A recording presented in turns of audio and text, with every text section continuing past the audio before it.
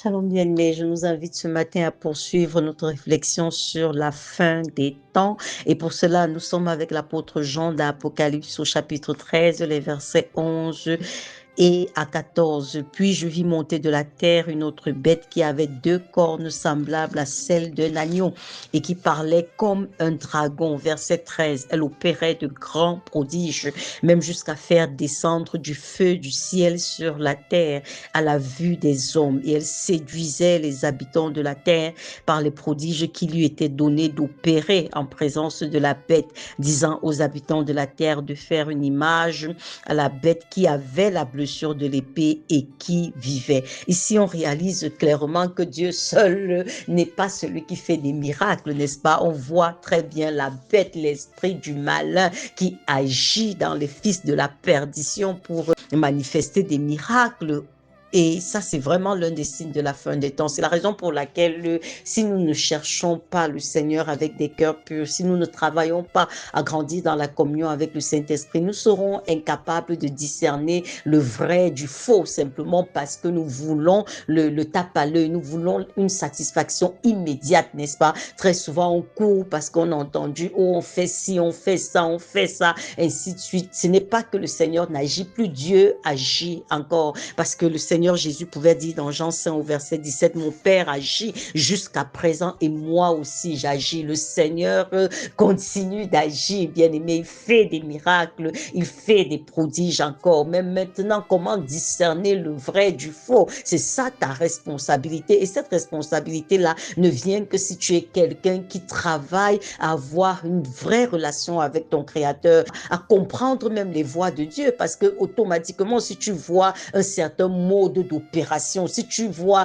un semblant d'évangile qui est prêché dans la corruption ou bien alors dans toutes sortes de détours et que tu vois certains miracles se produire, tu vas te poser des questions. Tu vas vraiment te poser des questions pour savoir est-ce que Dieu est véritablement l'auteur de ce que je suis en train de voir là. Il faut être capable de discerner parce que aujourd'hui on se rend compte encore que beaucoup tombent dans le piège du malin simplement parce qu'ils ne veulent pas accepter l'école de Dieu. Ils refusent le processus, ils refusent de se soumettre au Seigneur. Bien-aimé, qu'est-ce que tu recherches? Dieu est disposé à te donner le meilleur.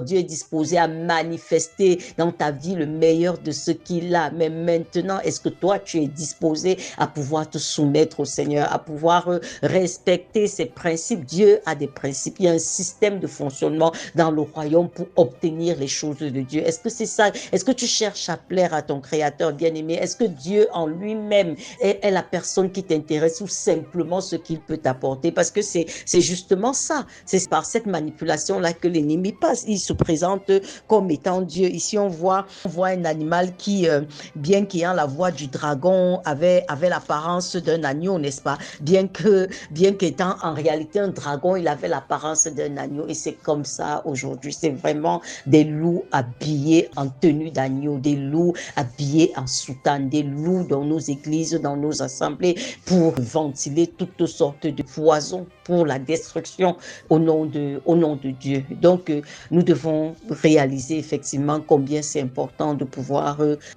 chercher Dieu. Parce que le Seigneur dit que vous me chercherez et vous me trouverez si vous me cherchez de tout votre cœur. Jérémie 29 au verset 13. Si tu cherches Dieu sincèrement, il ne va pas te laisser t'égarer, bien-aimé, parce qu'aujourd'hui, c'est beaucoup d'égarements. On est dans la confusion totale. Il dit que ceux qui mettent leur confiance en lui ne seront même pas confus. Le Seigneur nous le dit clairement. Est-ce que tu es vraiment disposé à chercher la personne de Dieu, chercher premièrement le royaume de Dieu et sa justice et toutes les choses viendront par-dessus. Qu'est-ce que toi tu recherches lorsque tu es dans la présence de Dieu? Qu'est-ce que tu recherches? Est-ce que tu soupires après le fardeau de Dieu? Est-ce que tu soupires après le battement du cœur de Dieu? Est-ce que c'est ce que Dieu veut qui t'intéresse, bien-aimé? Ou bien c'est seulement la satisfaction de ton moi, de tes désirs, de tes plaisirs? Si c'est ça, il y a problème. Et c'est vraiment facilement que l'ennemi aura raison de toi, que l'ennemi va t'avoir par ses manigances. Donc, il est question encore ce matin de pouvoir examiner clairement